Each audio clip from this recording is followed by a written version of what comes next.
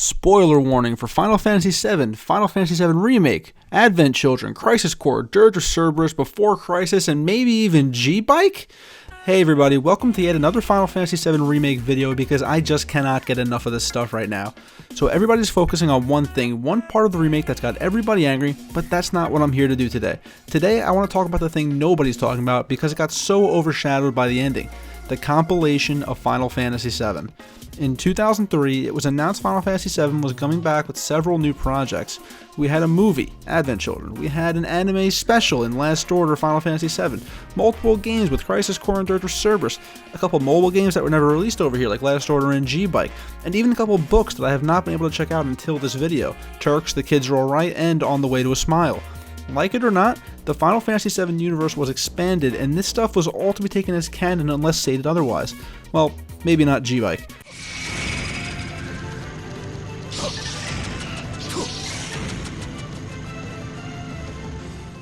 A lot of us, myself included, thought they were building to an eventual remake or even a sequel to the original game. Little did we know, 17 years after the compilation was announced, that was exactly what we got with Final Fantasy VII Remake. But on to why we're here. With the exception of Crisis Core being the real gem of the compilation of Final Fantasy VII, much of it was hated or considered pointless. Dirge of Cerberus can be a dumb, entertaining shooter, but its impact on the plot of Final Fantasy VII felt like a poorly written waste of time that they hoped could be saved by Vincent being a badass. They're all yours now, Vincent! Guess I have no choice. It's time to save the world. Advent Children is often looked at as a popcorn flick that I personally have always enjoyed, but never took it seriously as a real sequel to Final Fantasy VII because at its heart it was just an action movie with Final Fantasy VII characters and the worst designed Barret in series history.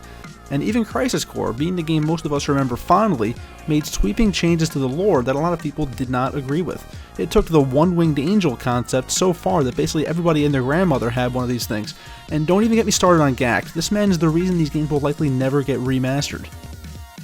But all that said, before multiple timelines ever became a concept, many people took these side projects as just that, side stories. Many considered Dirge of Cerberus non-canon because they simply didn't like it. Many didn't like the changes Crisis Core introduced into the lore and chose to ignore Genesis and only consider the parts of it that took place in Final Fantasy VII. But now, with Remake, let's get into it once and for all. Are these side games considered canon?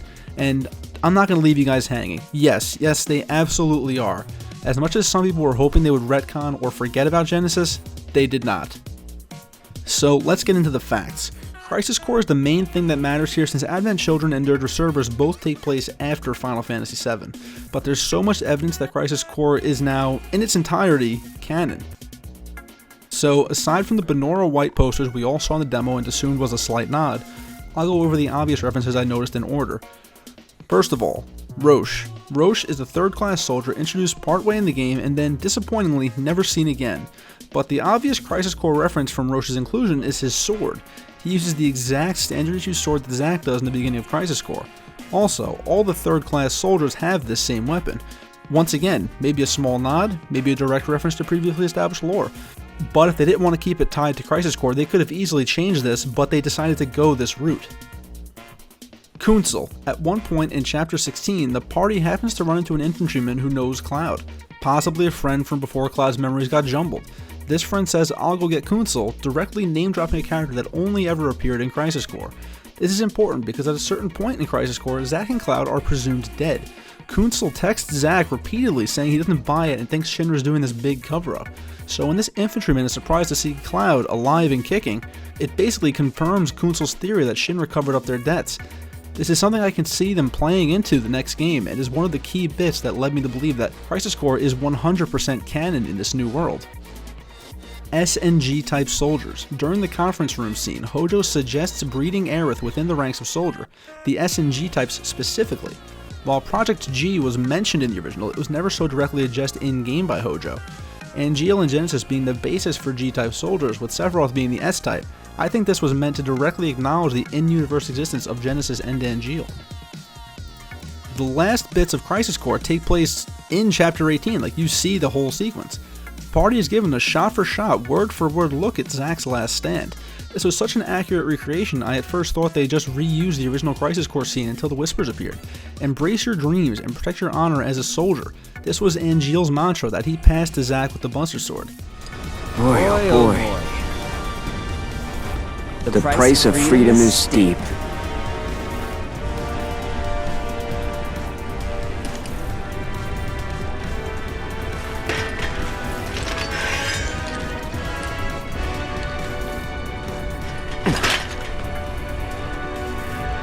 Embrace your dreams.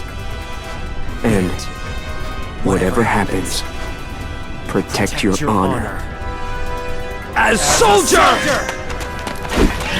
Come and get it! Zack saying this confirms Angeal's existence in this world as well, because if Angeal wasn't there, he never would have said this line. Like it or not, I think F. Rubin, at least Crisis Core, is fully canon in this remake. The only question that remains here, where is Best Turk Cisne? I can only hope they don't forget about her in Part 2. And I spent most of my time on Crisis Core, but there are a few references to the rest of the compilation and extended works as well, so here's a few of the references you may or may not have noticed.